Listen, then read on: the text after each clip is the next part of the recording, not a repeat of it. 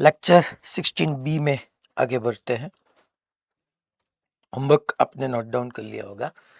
जो last lecture में हमने बच्चों डिस्कस किया था बैंकिंग ऑफ अ रोड, उसके लिए पहले जो हमारी रिक्वायरमेंट थी दैट इज सेंट्रीफ्यूगल फोर्स, हमने वो भी डिस्कस किया था कि सेंट्रीफ्यूगल फोर्स हम तभी यूज कर सकते हैं जब हम रोटेटिंग फ्रेम ऑफ रेफरेंस में हैं। अगर आप एसरेटेड रेफरेंस फ्रेम सिर्फ चूज करोगे तो वहां से ऐसा मस्ट नहीं है कि हम जो है वो सूडो फोर्स के अकॉर्डिंग सेंट्रीफ्यूगल फोर्स ले ही पाए। सेंट्रीफ्यूगल फोर्स हम तभी कंसिडर करेंगे जब हम रोटेटिंग फ्रेम ऑफ रेफरेंस में है। फिर safe turning of a two wheeler on a flat circular road, उसमें बच्चों हमने यहाँ पे दो केसेस डिस्कस किए था। पहला जो था that is for toppling and दूसरा जो था that is for skidding. Toppling के लिए हमने टॉर्क भी डिस्कस किया था, स्किडिंग के लिए हमने डिस्कस किया था कि वहां पे जो मैक्सिमम आपकी स्पीड रहेगी safe speed that is under root mu s r g. Same equation हमने फोर व्हीलर के लिए भी प्रूव किया था और वहां पे यही डिस्कस किया कि देखिए ये मास से इंडिपेंडेंट है। जो हमारा इक्वेशन आ रहा है it is independent independent from mass. That means बच्चों स्कूटर के लिए, साइकिल के लिए, ट्रक के लिए, कार के लिए, सबके लिए आपकी जो सेफ स्पीड है, मैक्सिमम सेफ स्पीड वो सेम ही है क्योंकि मास कहीं पे नहीं है। That is under root mu s r g. इसलिए भी हाईवे पे भी जो भी आपको इंडिकेशन दिख रहा है कि 60 किलोमीटर पर आवर से चलना है, डेंजर टर्न, ऐसा जो भी वहां पे नोटिस बोर्ड लगा रहता है वहां पे स्पीड रहती है वो सबके लिए सेम है। ऐसी नहीं है कि ट्रक के लिए डिफरेंट एंड कार के लिए डिफरेंट, सबके लिए सेम ही होता है क्योंकि ये मास से इंडिपेंडेंट है। फिर उसमें बच्चों हमने ये जो डिस्कस था दैट इज मैक्सिमम स्पीड से maximum speed of turning of four wheeler on a flat circular road. यहाँ पे जो डिस्कशन था वो फ्लैट सर्कुलर रोड के लिए था। फिर बच्चों हमने डिस्कस किया banked circular road. Bank circular road में पहले हमने डिस्कस किया था कि ये कार जो हमारी बैंकिंग थी वो आउटर एज को हमने वहां पे अपलिफ्ट किया था। ऐसा कोई टर्न है बच्चों, तो जो आउटर एज है उसको हमने अपलिफ्ट किया था ऐसे। ये अगर फ्लैट सर्कुलर रोड था तो यहाँ पे ऐसे देखिए, ये जो मेरा हैंड का ये पोर्शन है इसको मैं अपलिफ्ट करता हूं ऐसे। सर्कुलर टर्न भी था और जो आपकी आउटर एज थी वो अपलिफ्ट थी, इसलिए मैंने यहां से ये एज को अपलिफ्ट किया। ये कार थी बेसिकली mg डाउनवर्ड नॉर्मल ऐसे, centrifugal force mb square by rb ऐसे। सेंट्रीफ्यूगल फोर्स मैंने यहाँ पे कंसीडर किया है, उसके लिए हमने डिस्कस किया था कि आप ऑब्जर्वेशन, आपका ऑब्जर्वेशन कहां से है, कार से है, क्योंकि अगर आप रोड पर से ऑब्जर्वेशन लोगे तो आप सेंट्रीफ्यूगल फोर्स वहां पे नहीं बोल सकते। तो हमारा जो फ्रेम ऑफ रेफरेंस थी वो कार थी। फिर m B square by r के दो कंपोनेंट बच्चों, ये थीटा था तो ये भी theta, that is m B square by r cos theta, that is m B square by r sine theta. यहाँ पे ऐसे नॉर्मल लग गया, एम जी के दो कंपोनेंट, दैट्स इट। फिर यहाँ पे बच्चों हमने देखा कि जो एम जी साइन थीटा जो ये कार को डाउनवर्ड पुल कर रहा था, अगर आपकी स्पीड इतनी हो, आपकी स्पीड ऐसी हो कि m B square by r का कॉस थीटा वाला component m g sine theta वाले कंपोनेंट को बैलेंस कर जाए तो वहां से आपकी ऑप्टिमम स्पीड निकल जाती थी, that is under root R G tan theta. इस टाइम पे फ्रिक्शन होने के बावजूद फ्रिक्शन की रिक्वायरमेंट नहीं थी।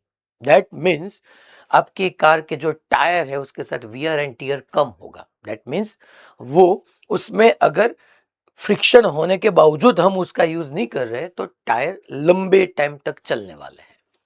फिर केस टू में क्या किया कि अगर मैंने स्पीड बढ़ाई, स्पीड इंक्रीज की, स्पीड इंक्रीज की तो m B square by r cos theta भी इंक्रीज हुआ। That means with respect to road जब भी आपकी कार रिलेटिव मोशन करने की कोशिश भी करेगी तो फ्रिक्शन वहां पे आ जाएगा और आपकी स्पीड इतनी बढ़ गई कि m B square by r cos theta का ये component m g sine theta और एफ एस मैक्स से अब बैलेंस हो रहा है। That means m B square by r cos theta का ये जो कंपोनेंट है ये m g sine theta and f S max दोनों मिला के उसको बैलेंस कर रहे हैं। उस टाइम पे आपकी स्पीड मैक्सिमम होगी, क्योंकि उससे ज्यादा स्पीड बगे अगर आपने बढ़ाई तो आपका फ्रिक्शन एफ एस मैक्स से या तो एफ एस मैक्स रहेगा या फिर वो काइनेटिक फ्रिक्शन हो जाएगा, मगर आपकी कार आउटवर्ड स्कीड हो जाएगी। तो वहां से आपके पास मैक्सिमम स्पीड मिल गई जिसमें न्यूमरेटर में प्लस था और डिनोमिनेटर में माइनस था, वो शो कर रहा था कि ये स्पीड आपकी मैक्सिमम थी। फॉर्मूला था under root R G tan theta plus mu S upon 1 minus mu S tan theta, right. फिर friction act in upper direction. यहाँ पे बच्चों ये एक बात भी थी कि यहाँ पे अगर आपके लिए मैक्सिमम स्पीड थी तो वहां पे फ्रिक्शन जो था वो इनवर्ड डायरेक्शन में, इनवर्ड डायरेक्शन अलोंग इंक्लाइन। फिर हमने स्पीड कम की, स्पीड कम करके हम एक ऐसी स्पीड से पहुंचे, फिर से एम जी साइन थीटा और m B square by r cos theta एक दूसरे को बैलेंस कर रहे हैं, दैट मीन्स ऑप्टिमम स्पीड। मगर अब हम स्पीड ऑप्टिमम स्पीड से भी कम कर रहे हैं, तो क्या होगा, ये इतना कम हो गया कि एम जी साइन थीटा की वजह से ये कार रोड के रिस्पेक्ट में डाउनवर्ड चलना चाहेगी, तो आपका फ्रिक्शन यहाँ पे अपवर्ड आ गया। और कहां तक आप स्पीड कम कर सकते हो, वहां तक आप स्पीड कम कर सकते हो कि जब एम जी साइन थीटा जो फोर्स है वो जब तक ये m B square by cos theta और एफ एस मैक्स दोनों एक दूसरे को बैलेंस कर दे तब तक ठीक है, जिसको हम मिनिमम स्पीड बोलते हैं। अगर आपने स्पीड इससे कम की तो फिर ये डाउनवर्ड स्किड कर जाएगा। तो यहाँ पे friction act in upper direction था। और मिनिमम का प्रूफ ये भी है कि न्यूमरेटर में माइनस है और डिनोमिनेटर में आप देखो प्लस है। फिर सेंट्रीफ्यूगल फोर्स, ये जो था हमने डिस्कस किया था, ये वही है। फिर सेंट्रीपिटल फोर्स के बारे में हमने डिस्कस किया हुआ था। चलिए अब हम आगे बढ़ते हैं। ये होमवर्क में ये बच्चों under root mu s r g ये हमने डिस्कस किया हुआ था ये सब। अब हम एक लाइन जो थी, मेरे को पार्किंग कंडीशन आपको पढ़ानी थी। देखिए बच्चों, ये basically motion of vehicle on a banked curved road. तो यहाँ पे हमको ये फॉर्मूला मिल रहा है under root R G tan theta plus mu s upon 1 minus mu S tan theta. यहाँ पे देखिए ये लाइन आप रीड कीजिए, if v is less than v o, that means ये ऑप्टिमम स्पीड की बात हो रही है। अगर आपकी स्पीड ऑप्टिमम से कम है, दैट मीन्स मिनिमम स्पीड की बात हो रही है ना बच्चों, क्योंकि मैक्सिमम तो कब थी, जब हमने ऑप्टिमम से बढ़ाई थी तब मैक्सिमम हुई थी। मिनिमम कब थी, जब हमने ऑप्टिमम से कम की थी। So if v is less then vo then the frictional force will act toward the higher edge of the banked road। क्या ऐसा था, चलिए देखते हैं क्या ऐसा था। यस, यहाँ पे देखते हैं, जब आपकी स्पीड देखो, यस हायर एज के अकॉर्डिंग ही थी, जब मिनिमम स्पीड थी, v is less then vo के लिए बात हो रही है ना, तो यस हमको मालूम है। और फिर देखते हैं हम आगे, ये बात हमको मॉड्यूल में डायरेक्ट लिख के बताई गई है। हमने यहाँ पे ये प्रूव किया है कि ऐसे जो फ्रिक्शन होगा वो अपवर्ड लगेगा। और ये पॉइंट देखो फिर, see that in the figure above f acts toward the lower edge of the road, here v is greater than v0। yes वो मालूम है, जब आपकी स्पीड ऑप्टिमम से बढ़ के मैक्सिमम हुई वहां पे आपका फ्रिक्शन जो था वो बच्चों डाउनवर्ड था, towards the lower edge of the road. હવે यहाँ पे देखिए the vehicle can be kept stationary or can be parked on the bank road only if tan theta is less than or equal to mu s। that means अब हमको parking condition बतानी थी, जो हमने लास्ट में मैंने discuss किया था कि यहाँ पे मैं लिख रहा हूं, आप भी नोट डाउन करना। पार्किंग कंडीशन क्या है, पार्किंग कंडीशन यहाँ पे ये बैंक्ड रोड है बच्चों, ऐसे ये एंगल थीटा है और बैंक्ड रोड पे ऐसी कोई कार है, ये कार है ऐसे। अब देखो बच्चों, मुझे पार्क करनी है तो यहाँ पे सेंट्रीफ्यूगल फोर्स तो हमको यूज नहीं करना है, क्योंकि सेंट्रीफ्यूगल फोर्स के लिए तो m B square by speed होनी चाहिए, हमको तो पार्क करनी है, तो स्पीड 0 है। यहाँ पे ऐसे बच्चों ये एम जी डाउनवर्ड, ये हुआ थीटा आपका, तो ये हो गया एम जी कॉस थीटा, यहाँ पे हुआ बच्चों एम जी साइन थीटा, यहाँ पे आपको मिल रहा है नॉर्मल। और ये कार, ये आपका जो ये था ये रफ था, बेसिकली ये जो आपकी रोड था वो रफ था।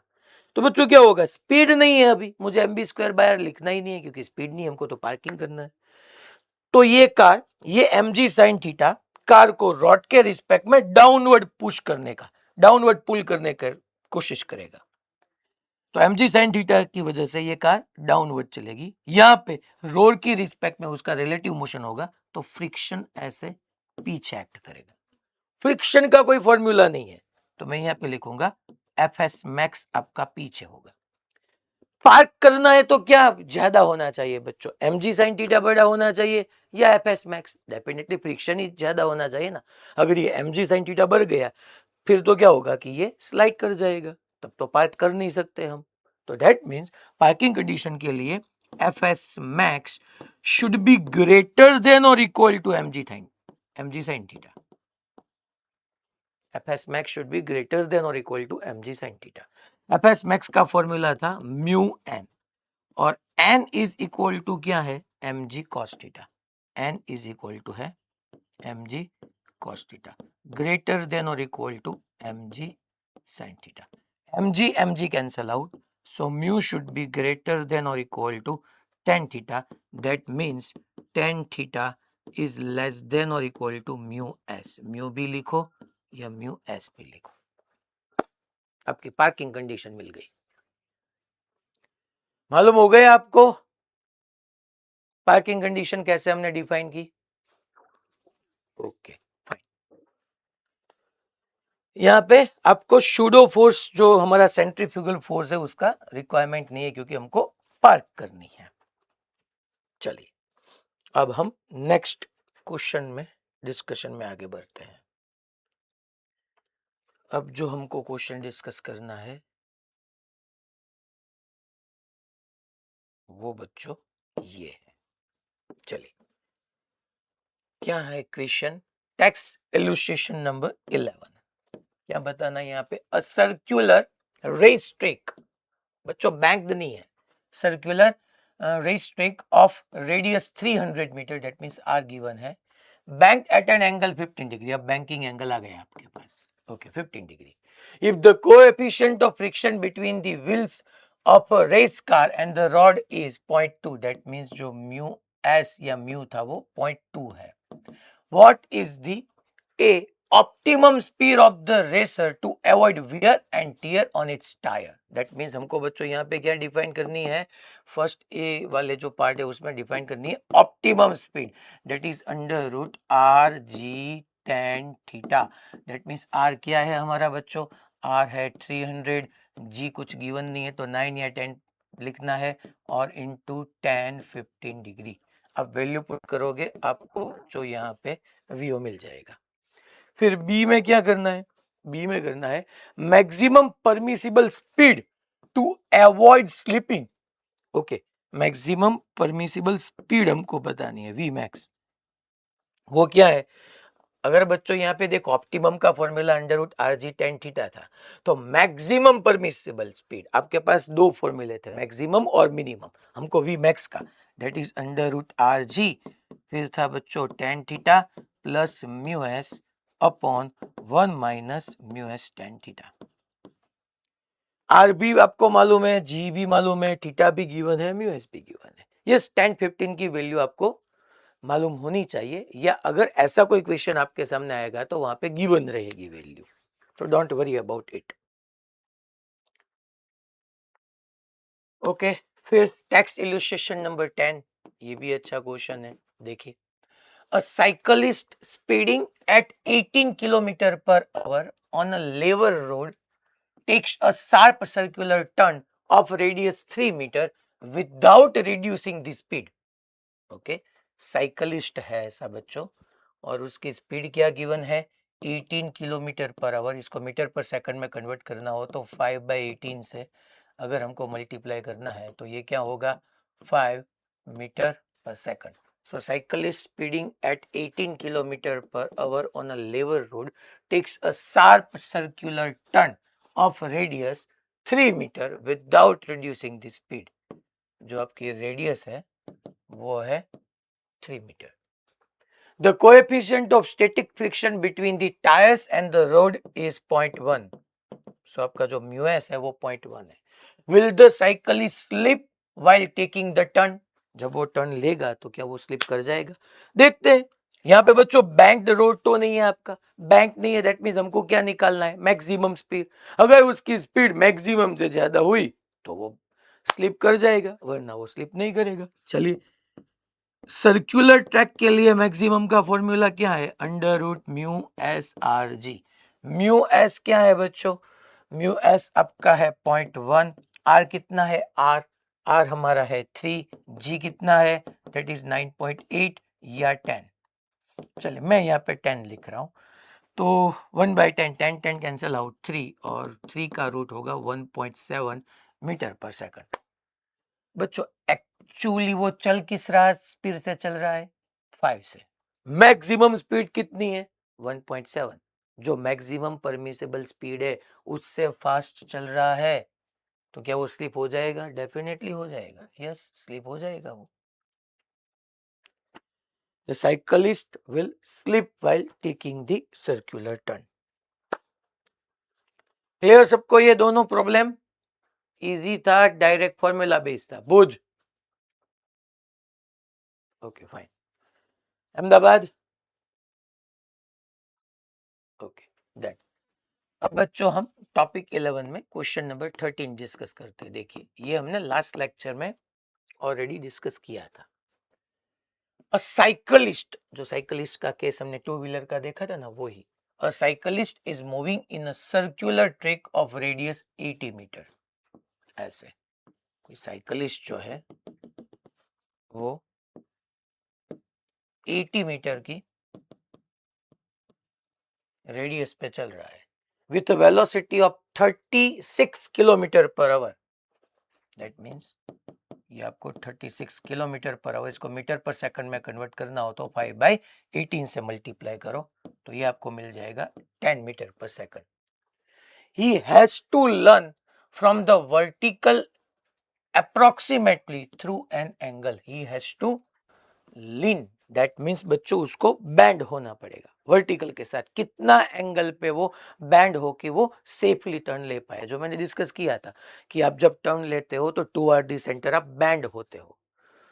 तो यहाँ पे बच्चों बैंडिंग एंगल हमको निकालना है। बैंडिंग एंगल के लिए याद कीजिए मैंने फॉर्मूला वहां पे बताया था, that is tan theta is equal to v square by are g. आपको फॉर्मूला याद होना चाहिए बैंडिंग एंगल का। V square tan square that is 100, r कितना है बच्चों 80, जी कितना होगा 10, 0 0 cancel out, so tan theta is equal to 1/8, so theta is equal to tan inverse of 1/8। That's it. ये हो गया आपका प्रॉब्लम बी। क्लियर? ये इक्वेशन मालूम है ना सबको? tan theta is equal to v square by are g bending angle. आप 2 पेज पीछे चलो आपको मिल जाएगा वहां पे, जो हमारा टू व्हीलर का केस था ना उसमें, पोरबंदर। Okay fine. अब ऐसा ही ये क्वेश्चन आप होमवर्क में कर सकते हो बच्चों, ये भी साइकिल इसका ही था। अब टेक्स्ट एक्सरसाइज नंबर 31, इसका सॉल्यूशन देखते हैं। A train runs along an unbanked circular track of radius 30 metre. Unbanked, उसमें दैट मीन्स बच्चों एंगल नहीं है, of radius 30 meter at a speed of 54 kilometre per our. 54 kilometre per hour को हमको metre per second में convert करना हो तो 5/18 से मल्टीप्लाई करना है तो ये हो जाएगा 15 metre per second. The mass of the train is 10⁶ kg। m is equal to 10⁶ kg given है। What provides the centripetal force? What provides the centripetal force required for this purpose? Okay, that means ऐसा बच्चों यहाँ पे train होगी, ये circular track है ऐसे। चलिए मैं यहाँ पे ड्रॉ कर रहा हूँ, ऐसा सर्कुलर ट्रैक है ये, और क्या चल रही है इसमें? ट्रेन। ये ट्रेन का कोई कंपार्टमेंट है, ऐसे ये ट्रेन चल रही है बेसिकली। ये बच्चों मैंने आपको ट्रेन को वर्टिकल सर्कल में चलते हुए दिखाया, मगर ये एक्चुअली हॉरिजॉन्टल सर्कल में ऐसे टर्न ले रही है। अनबैंक्ड है, सर्कुलर ट्रैक है। जिसकी रेडियस भी आपको गिवन है, that is r is equal to 30 metre, जिसकी स्पीड होगी बच्चों v is equal to 55 kilometre per hour को अगर मीटर पर सेकंड में कन्वर्ट करना है तो 5/18 से मल्टीप्लाई कीजिए तो ये मिल जाएगा आपको 15 metre per second. Okay, what provides the centripetal force required for this purpose? engine or rails, and what is the angle of banking required for prevent wearing and wearing out of the rails? चलिए देखते हैं. पहले हमको यहाँ पे engine और rail कौन necessity centripetal force provide करेगा, पहले देखते हैं. चलिए, अब बच्चों हम दो तरीके से ये प्रॉब्लम सॉल्व कर सकते हैं. First from ground frame reference frame, दूसरा हम ये ट्रेन के इनसाइड बैठ जाए. पहले मैं आपको ये सेंट्रीफ्यूगल फोर्स से पढ़ाने वाला हूं. पहले हम सबको ये एज्यूम करना है कि हम सब ट्रेन के इनसाइड हैं. दैट मीन्स हम सब रोटेटिंग फ्रेम ऑफ रेफरेंस में है. तो क्या हम डिक्लेयर करेंगे? सेंट्रीफ्यूगल फोर्स किस डायरेक्शन में? सेंटर से अवे. तो इस डायरेक्शन में सेंट्रीफ्यूगल फोर्स आपको मिल जाएगा mv²/r. दैट मीन्स आप जब ट्रेन से देखोगे तो ट्रेन पे आउटवर्ड फोर्स होगा, ऐसे आउटवर्ड. सेंटर पे होगा तो टुवर्ड द सेंटर या away from the centre. That means सुनना मेरी बात, सुनना मेरी बात, आपकी जो ट्रेन है वो ट्रेन जो है, देखिए ये ट्रैक है बच्चों और ये ट्रेन है. ये जो बिलो हैंड है ये ट्रैक है, ये ट्रेन है. ट्रेन ऐसे आउटवर्ड स्कीड करना चाहेगी. क्यों? क्योंकि आउटवर्ड सेंट्रीफ्यूगल फोर्स है. तो ट्रैक के रिस्पेक्ट में, फिर से मैं बोल रहा हूं, ट्रैक के रिस्पेक्ट में ये जो कंपार्टमेंट है उसका रिलेटिव मोशन ऐसे आउटवर्ड होगा. तो ये ट्रैक उसका रिलेटिव मोशन को स्टॉप करने के लिए फ्रिक्शन ऐसे इनवर्ड प्रोवाइड करेगी. तो सेंट्रीफ्यूगल फोर्स को कौन बैलेंस कर देगा? ये जो आपका सेंट्रीफ्यूगल फोर्स है उसको कौन बैलेंस करेगा? Friction force. या दूसरी बात, अगर हम ग्राउंड फ्रेम से देखें तो ग्राउंड फ्रेम से मैंने बताया था कि ग्राउंड फ्रेम से देखते हैं तो सर्कुलर पाथ पर ट्रैवल होगा, तो सर्कुलर मोशन के अकॉर्डिंग सेंट्रीपिटल फोर्स चाहिए ही. और सेंट्रीपिटल फोर्स वो किसी ना किसी फोर्स से प्रोवाइड होता है, जैसे tension force, friction force, gravitational force. तो यहाँ पे अगर आप ग्राउंड से देख रहे हो ट्रेन जो है वो सर्कुलर पाथ पे चल रही है तो सेंट्रीपिटल फोर्स चाहिए ही. और वो कौन प्रोवाइड करेगा? फ्रिक्शन प्रोवाइड करेगा. और फ्रिक्शन रेल्स की वजह से आता है, इंजन की वजह से नहीं. अगर रेल्स ना होती तो फ्रिक्शन कौन प्रोवाइड करता? तो यहां पे जो रिक्वायर्ड सेंट्रीपिटल फोर्स है वो रेल्स प्रोवाइड करेगी, इंजन नहीं. क्लियर सबको? देखो, सेंट्रीफ्यूगल फोर्स से आपको फील आएगी. जो सूडो फोर्स है वो एक्चुअली तो नॉन रियल फोर्स है, ऐसा फोर्स एग्जिस्ट ही नहीं करता है. फिर क्यों पढ़ा हमने? क्योंकि उससे आपको विजुअलाइजेशन अच्छा होगा कि सर चलो ठीक बात है कि ऐसे ये ट्रैक है, ऐसे ट्रेन चल रही है, ट्रेन टर्न ले रही है. अगर हम अंदर से देखें तो ट्रेन पे एस डायरेक्शन में फोर्स लगेगा तो ट्रेन आपकी आउटवर्ड स्किड करना चाहेगी. आउटवर्ड स्किड करना चाहेगी तो ट्रैक के रिस्पेक्ट में रिलेटिव मोशन होगा. तो वो रिलेटिव मोशन को स्टॉप करने के लिए ट्रैक इस पे इस डायरेक्शन में फ्रिक्शन लगाएगा. तो friction necessary centripetal force provide करेगा. तो वहां से आपको थोड़ी विजुअलाइजेशन अच्छा मिलता है. फिर दूसरा question, what is the angle of banking required to prevent wearing out of the rail? बच्चों ये तो वही फॉर्मूला हो गई ना कि अगर टू व्हीलर था तो टू व्हीलर में भी हमने देखा था वेयरिंग आउट के लिए tan theta is equal to, basically बच्चों यहाँ पे ऑप्टिमम स्पीड की बात होगी जो हमने डिस्कस किया था, that is √rg tan theta. क्यों सर?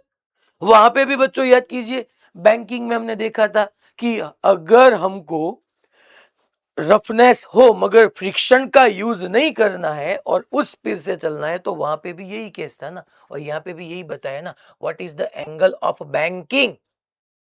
बैंकिंग हमारा फर्स्ट केस, बैंक का फर्स्ट केस जो ऑप्टिमम स्पीड वाला था, required to prevent wearing out of the rails. That means rails को हमको नुकसान नहीं होने देना है.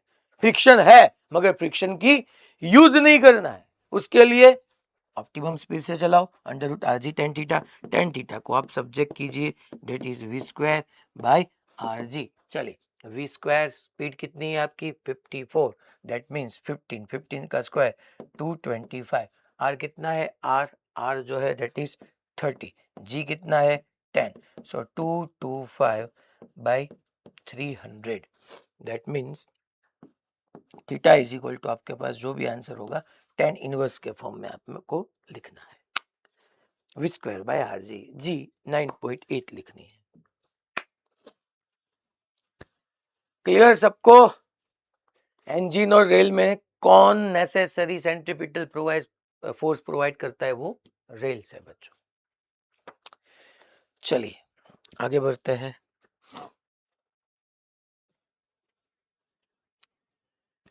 अब ये मैं होमवर्क में दे रहा हूं, टॉपिक 11 का 15, ऐसी एक टेक्स्ट एक्सरसाइज ये हम डिस्कस कर रहे हैं, टेक्स्ट एक्सरसाइज नंबर 30। देखिए क्या बताया गया है, an aircraft executes horizontal loop at the speed of 720 kilometre per our. चलिए सॉल्यूशन देखते हैं। हॉरिजॉन्टल स्पीड क्या है, 720 किलोमीटर पर आवर को मीटर पर सेकंड में कन्वर्ट करना है तो 5/18 से मल्टीप्लाई करना होगा, तो यहाँ पे हो जाएगा 200 metre per second. With its wing bent at 15 degree, what is the radius of the loop? Loop का रेडियस क्या है वो हमको बताना है। चलिए फिर से यहाँ पे aircraft executes horizontal loop at a speed of 720 kilometre per our. That means यहाँ पे आपका कोई ये आपको अभी नहीं ड्रॉ करना है, कोई एयरक्राफ्ट है ऐसा, और एयरक्राफ्ट ऐसा एग्जीक्यूट हॉरिजॉन्टल लूप, ऐसा ऐसे देखो यहाँ पे ये हॉरिजॉन्टल लूप बोलते हैं। अगर ऐसा होगा तो ये वर्टिकल लूप बोलते हैं, हॉरिजॉन्टल लूप।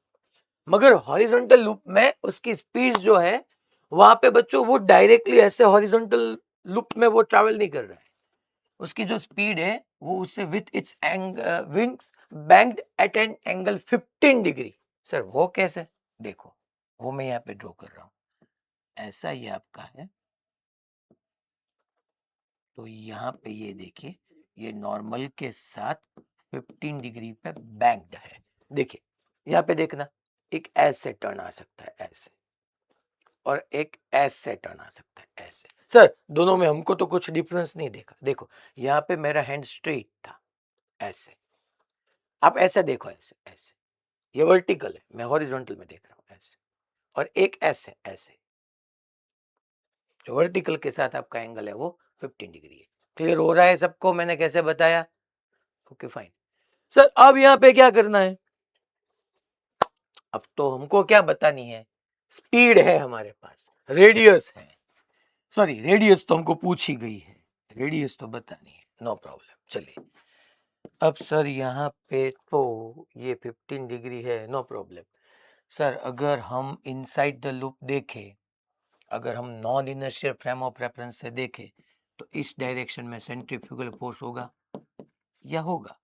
सर हमको कैसे मालूम पड़े, क्योंकि रेडियस पूछी गई है बच्चों, और सेंट्रीफ्यूगल फोर्स से ही हम mv²/r से ही हम रेडियस निकाल सकते हैं। Okay no problem sir.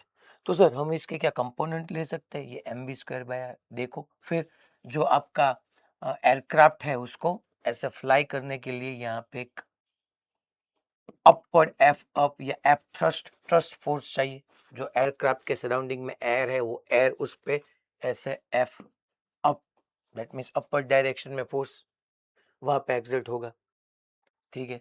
और यहाँ पे एफ अप इस डायरेक्शन में है तो उसके दो कंपोनेंट हो गए, ये एफ अप कॉस 15 डिग्री होगा, और ये देखो ये होगा एफ अप साइन 15 डिग्री।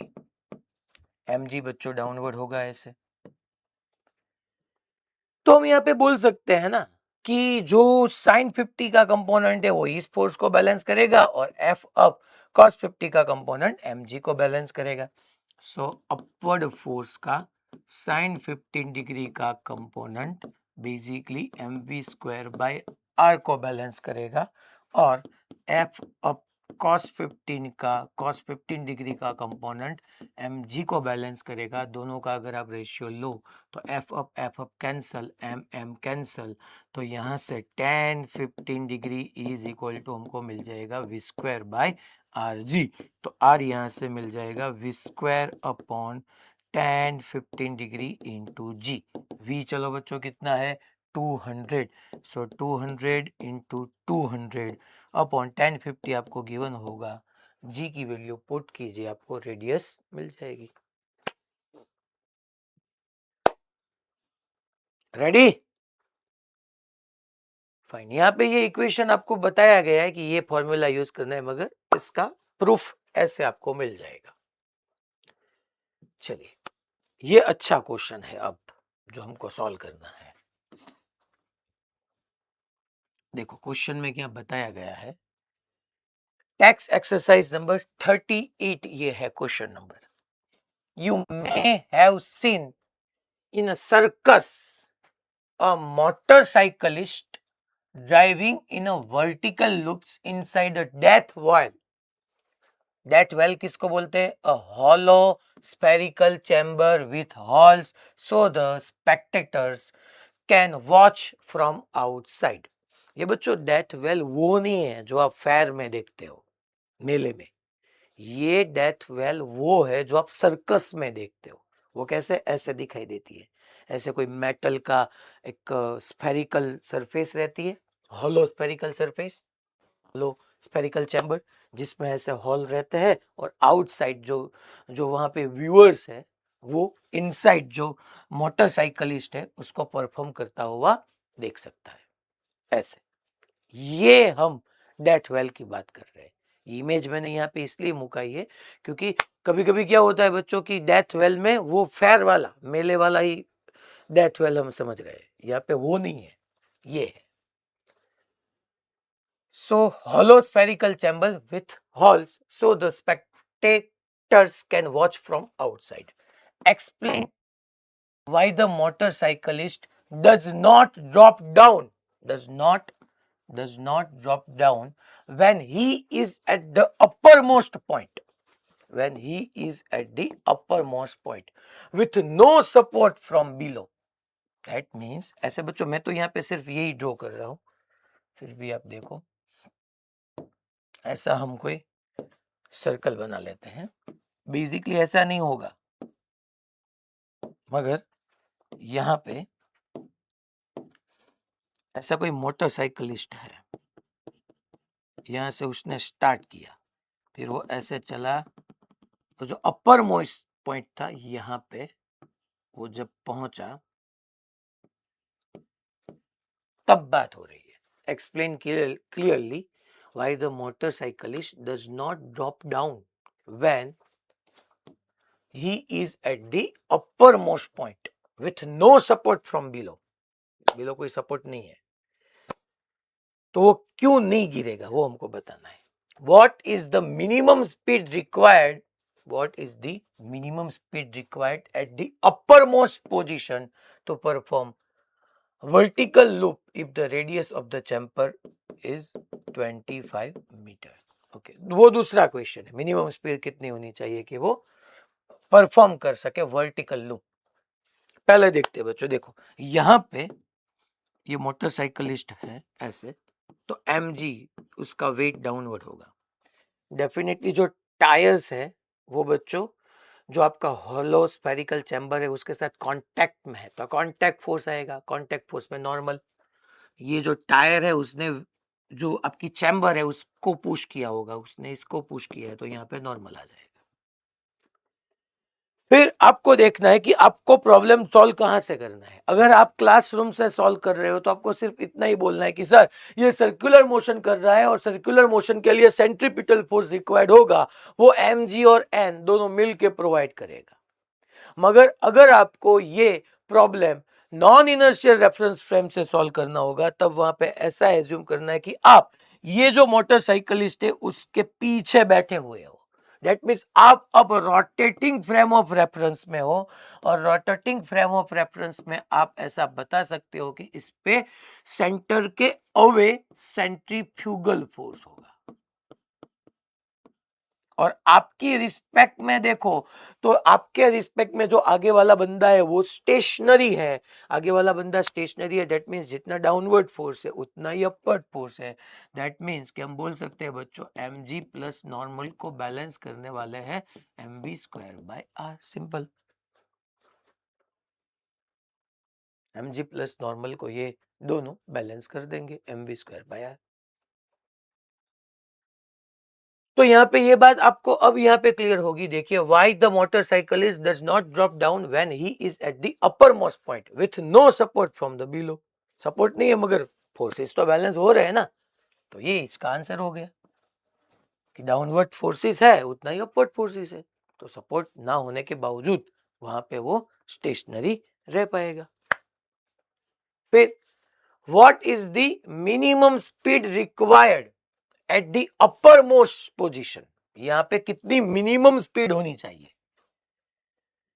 कहां पे, अपर मोस्ट पॉइंट पे मुझे ये मिनिमम स्पीड निकालनी है। Position to perform vertical loop, that means vertical loop चलना चाहिए if the radius of the chamber is 25 metre. सबको मिनिमम स्पीड बतानी है बच्चों at the uppermost position to perform a vertical loop if the radius of the chamber is okay। Minimum speed क्यों होगी बच्चों, देखिए यहां से हमने कुछ स्पीड से, चलिए ये v डैश स्पीड से मोटरसाइकिलिस्ट ने स्टार्ट किया अपना मोशन, ऐसे वो आगे बढ़ा आगे बढ़ा आगे बढ़ा आगे बढ़ा, यहां पे पहुंचेगा ना अपर मोस्ट पॉइंट पे, वहां पे बच्चों नॉर्मल जीरो हो जाना चाहिए। सर क्यों, क्योंकि यहां पे देखो ना, आप मैथमेटिकली देखो, मैथमेटिकली हमको क्या मिनिमम करनी है, speed. That means right side को हमको मिनिमाइज करना है, तो लेफ्ट में भी कुछ मिनिमम होना चाहिए। एमजी तो को मैं चेंज कर नहीं सकता, मैं नॉर्मल को जीरो कर दूंगा। दैट मींस कुछ टाइम के लिए, कुछ सेकंड के लिए जो मोटरसाइकिलिस्ट है ना उसका चैम्बर के साथ कांटेक्ट लूज हो जाएगा कुछ सेकंड के लिए। फिर क्यों आ जाएगा, फिर तो सर वो अगर कांटेक्ट लूज हो जाएगा फिर तो वो फ्री फॉल निकलने लगेगा।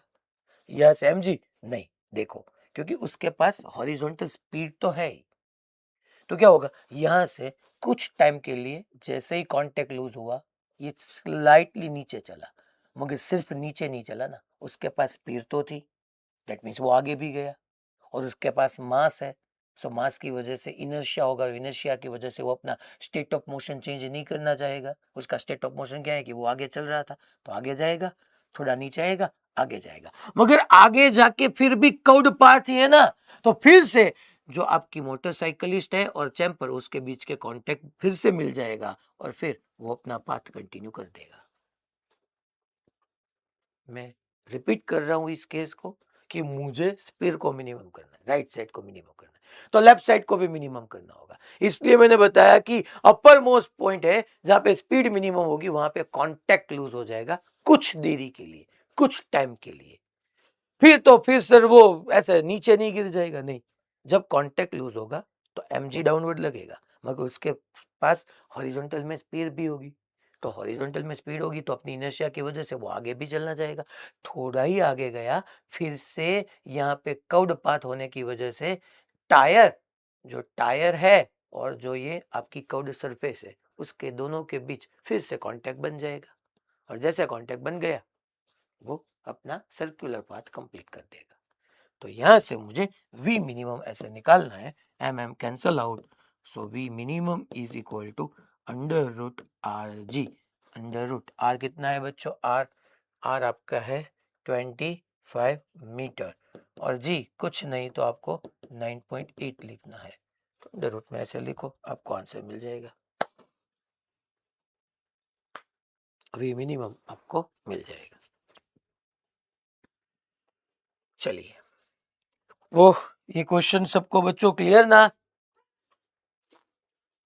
Sure, okay fine.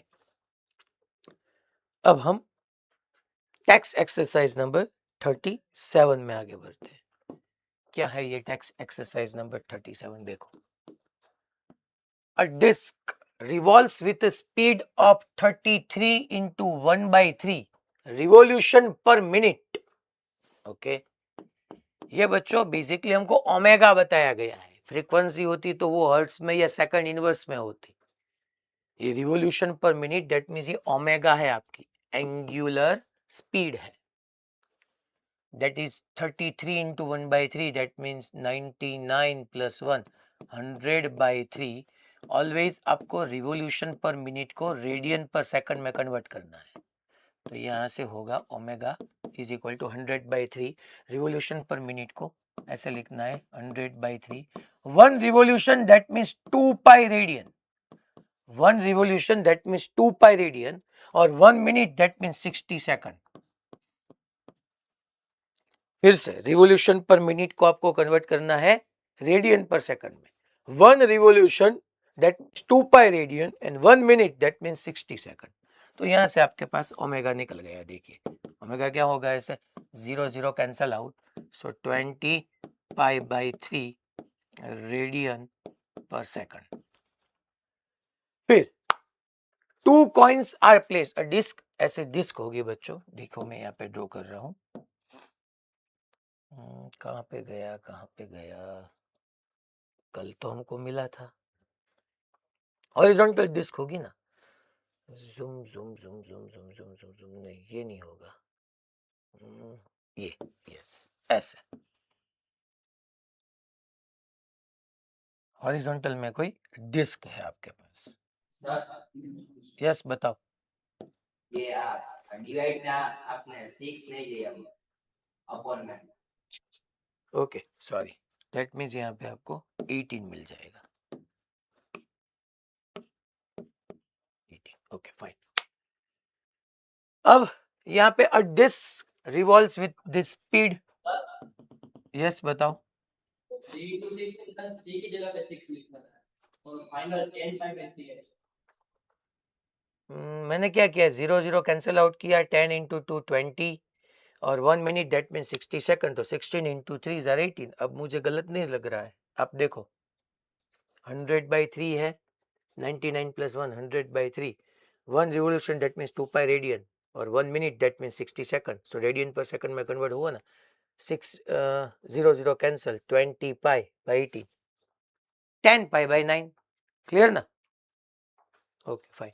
फिर भी अगर कैलकुलेशन में एरर हो तो देख लेना। यहाँ पे बच्चों ये डिस्क है और डिस्क ओमेगा से रिवॉल्व कर रही है। Disc revolves with the speed of this, has a radius of 15 centimetre. इसकी रेडियस क्या है बच्चों, r is equal to 15 metre radius है। 2 coins are placed, so r is equal to 15 meter. 2 coins are placed at 4 centimeter and 4 centimeter and 14 centimeter away from the center of the record. जो centre है उससे, जो centre है उससे कितना, 4 centimetre and 14 centimetre away centre of the record. वहां पे क्या है, 2 कॉइन्स है। हम सिर्फ 1 कॉइन अभी डिस्कस कर रहे हैं कि यहाँ पे स्मॉल आर डिस्टेंस पे ऐसा कोई आपके पास कॉइन है बच्चों, ये कॉइन है, बेसिकली 2 कॉइन है। First is at 4 centimetre and second is at 14 centimetre.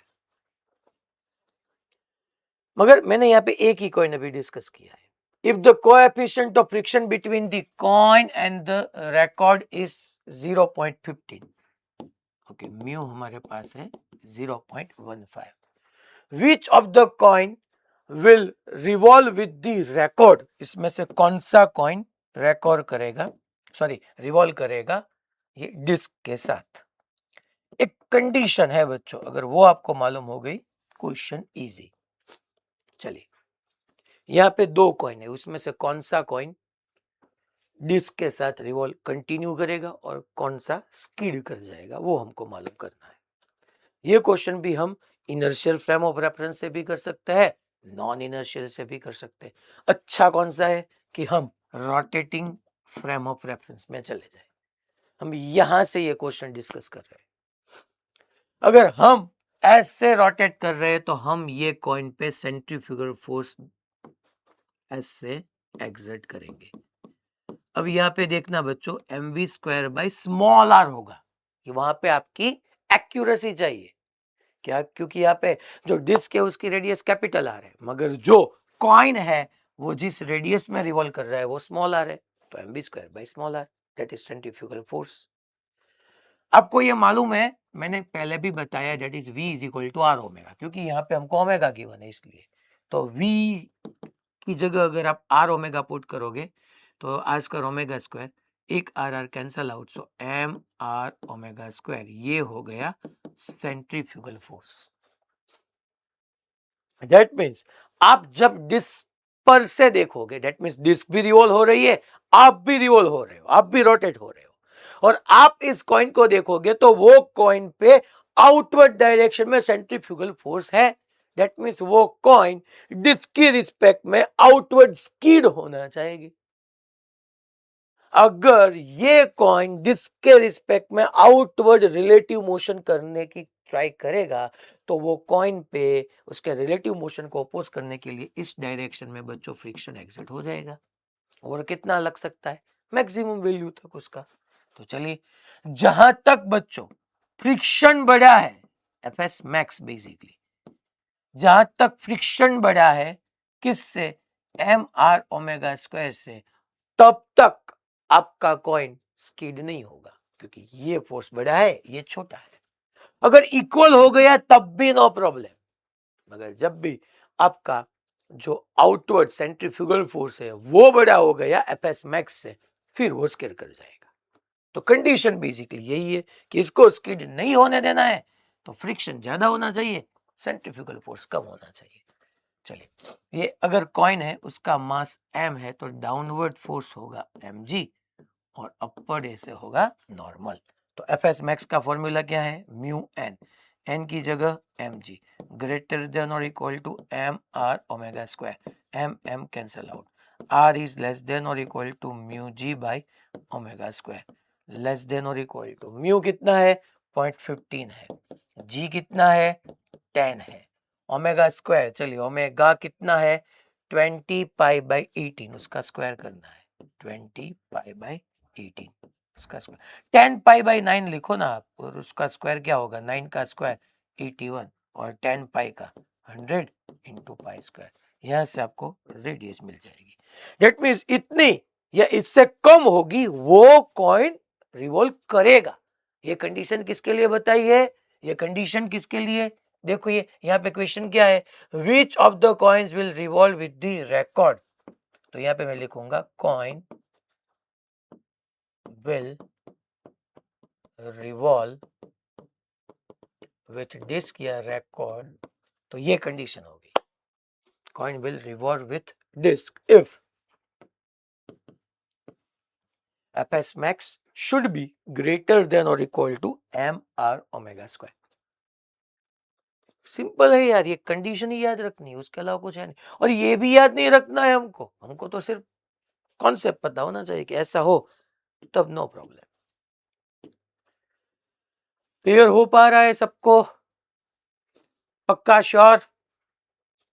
Okay fine, चलिए आगे बढ़ते हैं।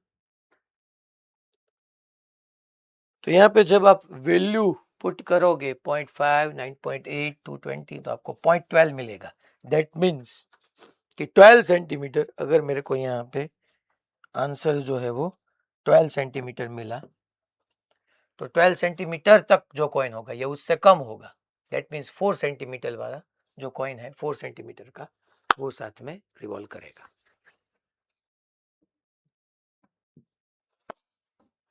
क्लियर? पक्का? श्योर? Okay fine. अब हम next text exercise number 39 discuss करते हैं। देखिए ये भी अच्छा क्वेश्चन है, डायरेक्टली पीवाईक्यू के टर्म में आपके सामने आ सकता है। क्वेश्चन में क्या बताया गया है? 39, a 70 kg man stands in contact against the inner wall of the hollow cylindrical drum of radius 3 meter, rotating about its vertical axis with 200 revolution per minute। फिर से बच्चों ये ओमेगा होगा आपका, that is 200 revolution, 1 revolution that means 2 pi radian, और 1 minute that means 60 second. तो ये होगा बच्चों बेसिकली रेडियन पर सेकंड से। सो यहाँ पे ऐसे ये ड्रम है, मैं बेसिकली क्या ड्रॉ कर रहा हूं, ड्रम।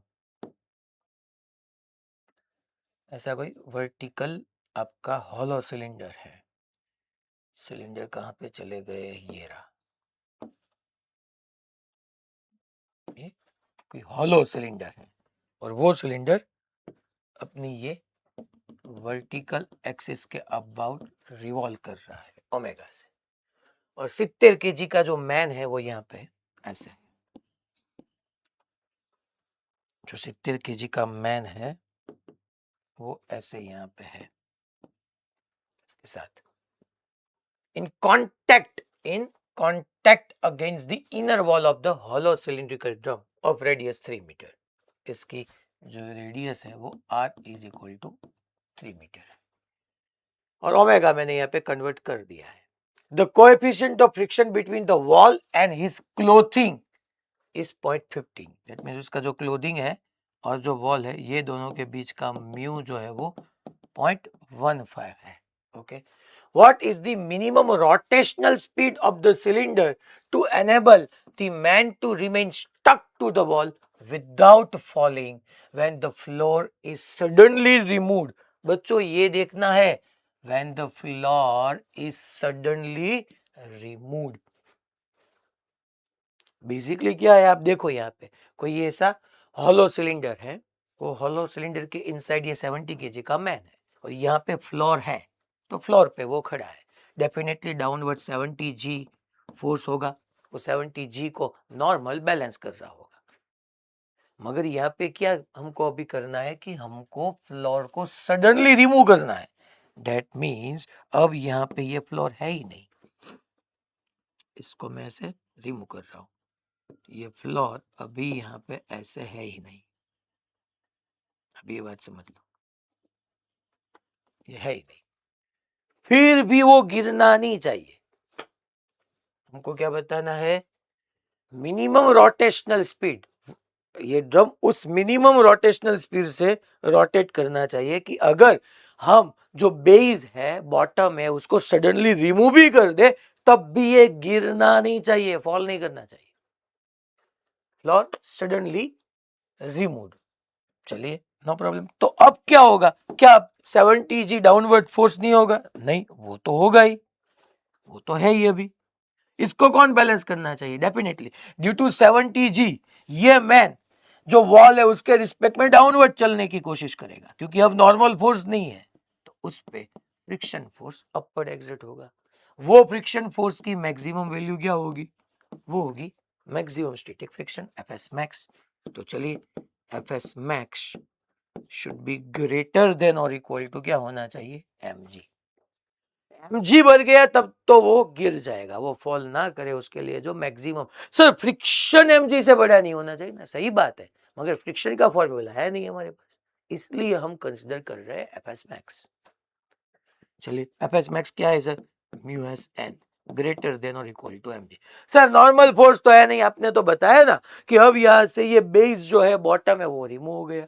मगर देखो बच्चों, अगर ये सर्कुलर पाथ पे ट्रैवल कर रहा है तो दो फोर्स चाहिए, या सेंट्रीपिटल और सेंट्रीफ्यूगल। वो डिपेंड करेगा कि आप कहां से प्रॉब्लम को सॉल्व कर रहे हो। चलिए इजी कौन सा होगा कि हम रोटेटिंग फ्रेम ऑफ रेफरेंस से सॉल्व करें। दैट मीन्स ये आप ऑब्जर्वर हो, आप भी अब इस 70 kg मैन के साथ रोटेट कर रहे हो, तो आप रोटेटिंग फ्रेम ऑफ रेफरेंस में हो, तो आप क्या वहां पे डिस्कस करोगे बच्चों, सेंट्रीफ्यूगल फोर्स। उसकी डायरेक्शन कौन सी होगी, सेंटर जो है आपका उससे अवे। तो आप बताओगे कि ये मैन पे इस डायरेक्शन में सेंट्रीफ्यूगल फोर्स होगा, that is M R omega square. Sir centrifugal का तो formula M V square by R नहीं है, नहीं, ओमेगा टर्म में तो एम आर ओमेगा स्क्वायर ही होगा ना। दैट मीन्स वो 70 kg का मैन जो वॉल है वो वॉल को पुश करेगा ना, क्योंकि आपके रिस्पेक्ट में वो मैन पे इस डायरेक्शन में, हॉरिजॉन्टल डायरेक्शन में सेंट्रीफ्यूगल फोर्स है। दैट मींस ये मैन वॉल को पुश करेगा और वॉल मैन को पुश करेंगे। दैट मींस अगर हॉरिजॉन्टल डायरेक्शन में देखें, सो इन हॉरिजॉन्टल डायरेक्शन हम लिख सकते हैं कि n is equal to M R omega square. Normal force जो है उसको बच्चों सेंट्रीफ्यूगल फोर्स बैलेंस कर रहा है। So mu S N, N की जगह मैं लिख पाऊंगा M R omega square greater than और equal to M G. M M cancel out. हमको क्या निकालना है? हमको मिनिमम रोटेशनल स्पीड निकालनी है। चलिए तो ओमेगा निकालना है बेसिकली। ओमेगा स्क्वायर या omega is greater than or equal to under root g by mu s r. That means greater than or equal to g कितना है बच्चों? 10 बेसिकली। mu s कितना है? mu s 0.15। r कितना है? r आपकी radius कितनी है? 3। Okay, so omega should be greater than और इक्वल टू 1000/45। इसको आपको सॉल्व करना है, ठीक है। मगर हमको क्या ग्रेटर देन और इक्वल टू, मगर हमको रोटेशनल स्पीड नहीं चाहिए, हमको मिनिमम चाहिए। Minimum that means equality. आपकी स्पीड इतनी या इससे ज्यादा होनी चाहिए। अच्छा क्या है इससे ज्यादा हो कि आप गिरो मत, मगर मिनिमम चाहिए, इसलिए मैंने इक्वालिटी को यहाँ पे कंसीडर किया है। अब वैल्यू पुट करोगे आपको आंसर मिल जाएगा।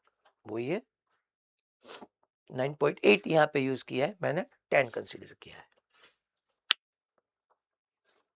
क्लियर सबको? श्योर? भुज,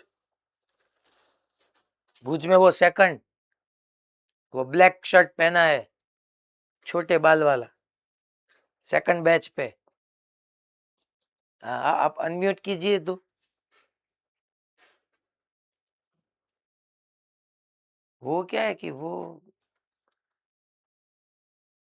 कुछ कर रहा था अभी। आप क्या कर रहे थे? क्या? बुक ले रहे थे? मगर मैं आधे घंटे से देख रहा हूँ आप कुछ ना कुछ कर रहे हो, तो आप इतनी सारी बुक ले रहे हो?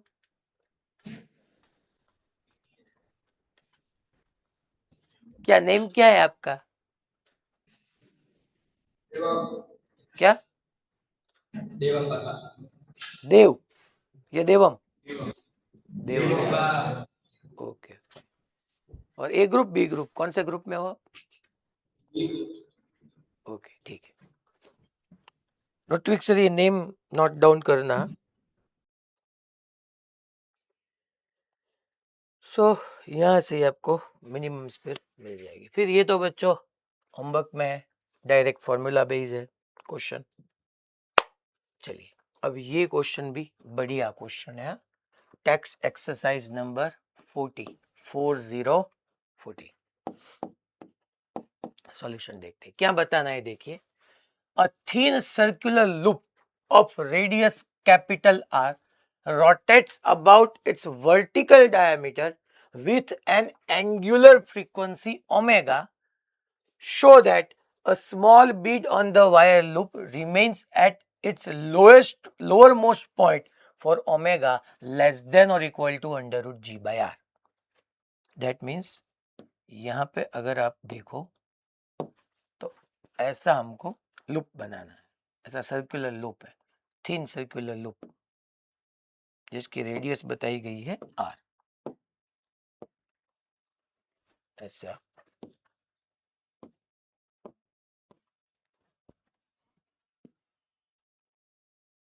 इसकी जो रेडियस है वो r। ओके, फिर हम देखते हैं यहाँ पे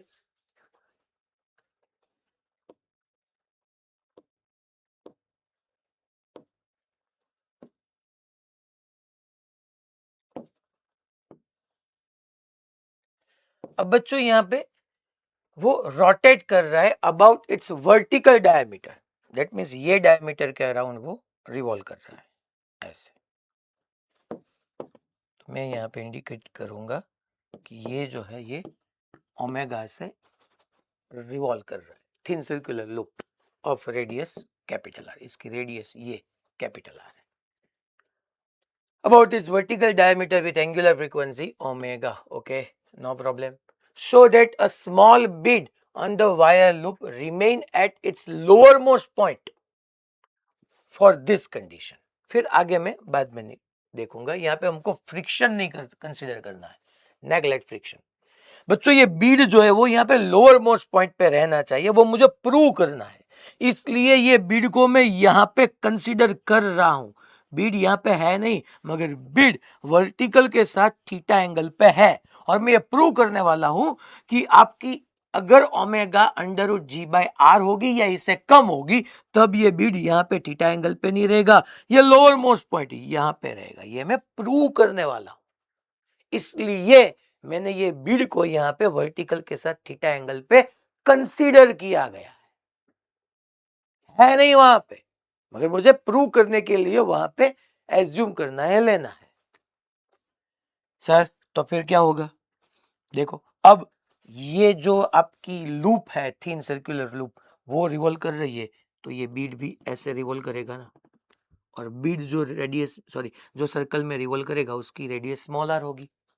क्यों? क्योंकि ऐसा आपका थिन सर्कुलर लूप है। बीड अगर यहाँ पे होगा तो वो ऐसे रिवॉल्व करेगा, बीड यहाँ पे होगा तो ये सर्कल में रिवॉल्व करेगा, बीड अगर यहाँ पे होगा तो ये सर्कल में रिवॉल्व करेगा, यहाँ पे होगा तो ये सर्कल, यहाँ पे होगा तो ये सर्कल, यहाँ पे होगा तो ये सर्कल, ऐसे रिवॉल्व करेगा। सब सर्कल की रेडियस डिफरेंट होगी। ओके, तो ये बच्चों आपका कैपिटल आर हो गया। Okay fine, no problem. अब यहाँ पे एम जी क्या होगा, डाउनवर्ड होगा। फिर डेफिनेटली ये बीड रिंग को पुश करेंगे या लूप को, और लूप ऐसे बीड को पुश करेंगे। अब ये क्वेश्चन भी आप रोटेटिंग फ्रेम ऑफ रेफरेंस से भी कर सकते हो, ग्राउंड फ्रेम से भी कर सकते हो। यहाँ पे अच्छी अंडरस्टैंडिंग के लिए मैं ये question rotating frame of reference से करूंगा, तो इस डायरेक्शन में हमको सेंट्रीफ्यूगल फोर्स मिलेगा, और वो होगा M V square by R लिखो या एम आर ओमेगा स्क्वायर लिखो, मगर रेडियस ये होगी बच्चों, ये सर्कल की। ठीक है, अब यहाँ पे ये बीड रहना तो स्टेशनरी ही चाहिए, मगर लोअर मोस्ट पॉइंट यहां पे रहना चाहिए, मैंने यहां पे कंसीडर किया हुआ है। ये जो है यहाँ पे ये सब चेंज हो रहा है, देखिए बेसिकली ये दोनों साथ में है, तो आप इस डायरेक्शन में ऐसे होगा नॉर्मल, ये है आपकी आर। चलिए नॉर्मल के मैं दो कंपोनेंट यहाँ पे कंसीडर कर सकता हूं, ये थीटा है तो ये थीटा होगा, ये नॉर्मल है, ये थीटा, तो ये कंपोनेंट हो गया एन कॉस थीटा, और इस डायरेक्शन में आपको मिल जाएगा एन साइन थीटा। तो डेफिनेटली बच्चों एन कॉस थीटा को कौन बैलेंस करेगा, एन एम जी, और पहले N sine theta will be balance by M R omega square, और एन कॉस थीटा को कौन बैलेंस करेगा, N cos theta will be balance by M G. ये दोनों को आप डिवाइड कीजिए, N N cancel out, sine theta upon cos theta होगा tan theta is equal to R omega square upon G, M M cancel out. आपको अब यहाँ पे क्या करना है, अब स्मॉल आर आपके लिए अननोन है, देखिए स्मॉल आर है ही नहीं हमारे पास जो है वो सिर्फ कैपिटल आर है, स्मॉल आर नहीं है, स्मॉल आर तो हमने एज्यूम किया हुआ है, तो जो अननोन टर्म है उसको रिप्लेस करना होगा। तो यहाँ पे मैं ऐसे ट्रिगोनोमेट्री का यूज करता हूँ बच्चों, ये आपका स्मॉल आर है, देखिए यहाँ पे ये थीटा है, ये कैपिटल आर है, तो मैं यहाँ पे डेफिनेटली लिख पाऊंगा ना, that is small sine theta is equal to opposite upon hypotenuse. तो स्मॉल आर की जगह क्या लिखना है हमको, स्मॉल आर की जगह capital R into sine theta into omega square by G. तो साइन थीटा कैंसल आउट, और हमको बता करना है basically cos theta. Sir cos theta कैसे, मैं वही बताया ना कि ओमेगा की वैल्यू में यहाँ पे पुट करूंगा और थीटा 0 प्रूव कर दूंगा, तब आप बोल सकते हो कि आपका बीट जो है वो लोअर मोस्ट पॉइंट पे है। So cos theta is equal to आप लिख पाओगे G omega square upon R. चलिए cos theta is equal to cos theta is equal to G upon R omega square, G upon R omega square, ये हमको मिल गया। अब क्या बताना है आपको, ये कंडीशन अगर omega under root G by R हो या उससे कम हो, वो कहां पे रहेगा, लोअर मोस्ट कंडीशन पे। So for omega less than और equal to under root G by R, हम क्या लिख पाएंगे ओमेगा स्क्वायर की जगह, तो यहाँ पे होगा बच्चों cos theta is equal to G upon R. Omega square आप लिख पाओगे G by are, G G cancel out, R R cancel out, तो cos theta is equal to होगा 1। अगर cos थीटा 1 होगा तो थीटा इज इक्वल टू 0 होगा। तो यस, हम बता सकते हैं इससे बच्चों कि आपका जो बीड है वो अब लोअर मोस्ट पॉइंट पे ही है। क्लियर सबको यहां तक? वहां पे था नहीं, ये बिड लोअर मोस्ट पॉइंट पे था नहीं, हमने यहाँ पे थीटा एंगल पे कंसीडर किया और फिर ये गिवन डेटा के लिए वैल्यू पुट करके हमने निकाला कि थीटा 0 है, दैट मींस वो वहां पे ही है। अब सेकंड लाइन हम देखते हैं बच्चों, ये what is the angle made by the radius vector. ये बच्चों रेडियस वेक्टर है are. What is the angle made by the radius vector joining the center to the bid with the vertical? ये radius vector है जो center को और bid को connect कर रहा है। ये आपका रेडियस वेक्टर, ये वर्टिकल के साथ कितना एंगल क्रिएट कर रहा है? What is the angle made by radius vector joining with the center to the bid with the vertical downward direction for omega is equal to under root 2g by r. Omega is equal to under root 2g by r। No problem. चलिए इसी formula में मैं यहाँ पे लिखूंगा for omega is equal to under root 2g by r। अगर आप value put करोगे तो आपको मिल जाएगा cos theta is equal to G by R, omega square की जगह होगा 2g by r, G G cancel, R R cancel, so cos theta is equal to 1/2। If cos theta is equal to 1/2 so theta is equal to 60 degree. खत्म। पहले ये 0 मैंने prove किया और फिर theta is equal to 60 degree. Clear हुआ सबको? Sure? Okay fine, चलिए आगे बढ़ते हैं। चलिए एक टैक्स एक्सरसाइज नंबर शायद 26 थी। आप सब मॉड्यूल ओपन कीजिए बच्चों। टैक्स एक्सरसाइज नंबर 26 शायद, हाँ कैसी होगी आपको मैं दिखा रहा हूं। ऐसे बच्चों वहां पे दो ऑप्शन हो गए आपके पास, ए एंड बी, क्योंकि मेरे पास वो क्वेश्चन नहीं है इसलिए ऐसे ऑप्शन हो गए। T1 माइनस एम जी, यहाँ पे होगा T2 प्लस एम जी, फिर यहाँ पे कुछ T1 plus M ji plus M B square by R, ऐसा कुछ सामने लिखा होगा। आप क्वेश्चन नंबर बताइए, टैक्स एक्सरसाइज में ही है ये क्वेश्चन, किसी भी सेंटर पे मिल जाए तो। अब यस वलसाड अनम्यूट करके बताइए।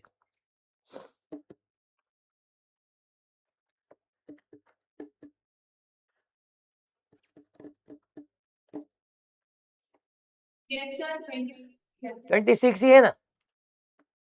Okay fine, yes tax exercise number ये 26 ही है। वहां पे ऐसा कुछ डिस्कशन किया गया है कि ऐसे ये कोई सर्कुलर पाथ है, कोई यहाँ पे ये एल लेंथ की ये सेंटर है बेसिकली बच्चों, ये सेंटर है। यहाँ पे कोई स्टोन है या बॉब है, इसका मास m है तो mg डाउनवर्ड होगा। यहाँ पे a नहीं होगा, यहाँ पे शायद लोअर मोस्ट पॉइंट होगा, लोएस्ट पॉइंट या lower point, lower most point, यहाँ पे अपर मोस्ट पॉइंट, ऐसा है। तो यहाँ पे बच्चों mg की वजह से ये स्ट्रिंग जो है वो स्ट्रिंग तो pulling force tension force T1 ही ऐसा एग्जिट करेगी। ये स्टोन अब रिवॉल्व करके यहाँ पे चला गया, तो जब स्टोन यहाँ पे चला गया उस टाइम पे फिर से mg डाउनवर्ड था और आपका टेंशन T2 भी डाउनवर्ड था। ये लोअर मोस्ट पॉइंट है, ये अपर मोस्ट पॉइंट है। तो आप सब रीड कीजिए फिर मुझे बताइए वहां पे हमको Recording stopped. Net force net force in vertically downward direction में बताना है। देखिए ऐसा लिखा होगा, आप रीड कीजिए क्वेश्चन में।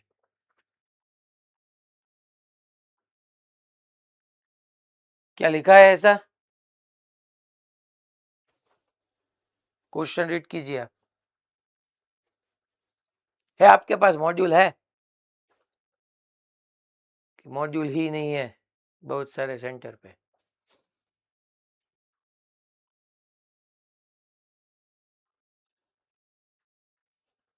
चलिए एक काम करेंगे, ये क्वेश्चन ना मैं नेक्स्ट लेक्चर में आपके लिए ले लूंगा, क्योंकि आपके पास बहुत सारे में वो है ही नहीं, मॉड्यूल ही नहीं है, तो ये फिर ऊपर से चला जाएगा। ये ऋत्विक सर अभी मैरिज में चले गए, हमारे पास क्वेश्चन है नहीं। ये क्वेश्चन सबको क्लियर था ना? पक्का? ठीक है, तो आज का लेक्चर इतना ही है, क्योंकि यहाँ पे हमारा चैप्टर खत्म हो रहा है। आज हमने ये चैप्टर को फिनिश किया है। ठीक है, ओके फाइन।